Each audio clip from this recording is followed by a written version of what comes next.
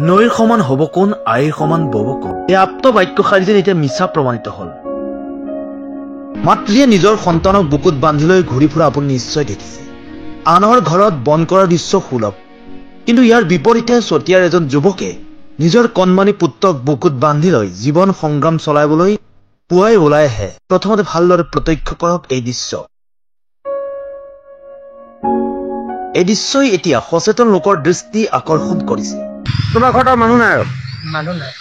ৰাতিপুৱা কিমান এটা কি কেনেকে খোৱা, কি খোৱা? ভাত খোৱা। আৰু অতি দৰিদ্ৰ পৰিয়ালৰ যুৱক হৰেণ বাউৰীয়ে বহু আশাৰে নিজৰ সংসাৰখন পাতিছিল গাঁওখনৰে এগৰাকী যুৱতীৰ লগত। পিছত তেওঁলোকৰ এটি পুত্ৰ সন্তান জন্ম হ'ল। কিন্তু নিষ্ঠুৰ মাতৃয়ে 7 মহীয়া নিজ সন্তানক এৰি পৰ পুৰুষৰ লগত পুনৰ বিয়াত বহে। ইয়াৰ পিছতেই মূৰত সৰগ ভাঙি পৰিল হৰেণ বাউৰী। পুত্ৰক কোলাত লৈ আনৰ ঘৰত দিন হাজিৰা কৰিবও নোৱাৰা হ'ল হৰেণ।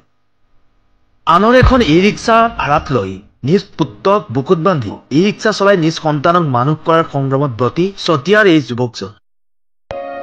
পত্নী গুচি যোৱাৰ পিছৰে পৰে কেৱল পুত্ৰ স্নেহৰ বাবেই চতিয়াৰ এইগৰাকী দুৰ্ভগীয়া যুৱক হৰেণ বাউৰীয়ে এনেদৰেই নিজৰ বুকুত এবছৰ 4 মহীয়া পুত্ৰ সন্তানক বুকুত বান্ধি লৈ জীৱন সংগ্ৰাম চলাই গৈছে। মাক কিমান দিন হল যোৱা বুলি ক'লা? মাক এতিয়া 7 মাহ হ'ল যোৱা। 7 মাহ হ'ল। চতিয়াৰ ভোলাগুৰি গাঁৱৰ হৰেণ বাউৰী নামৰ এই যুৱকজনে নিজৰ এবছৰ 4 মহীয়া পুত্ৰ সন্তানক বুকুত বান্ধি নিতৌ পুৱাই ওলাই আহে এই ৰিক্সাখন লৈ। এনেদৰে বৰ্তমানে চতিয়াত ই ৰিক্সা চলাই জীয়াই থকাৰ সংগ্ৰামখনত ব্ৰতী হৈ আছে হৰেণ বাউৰী।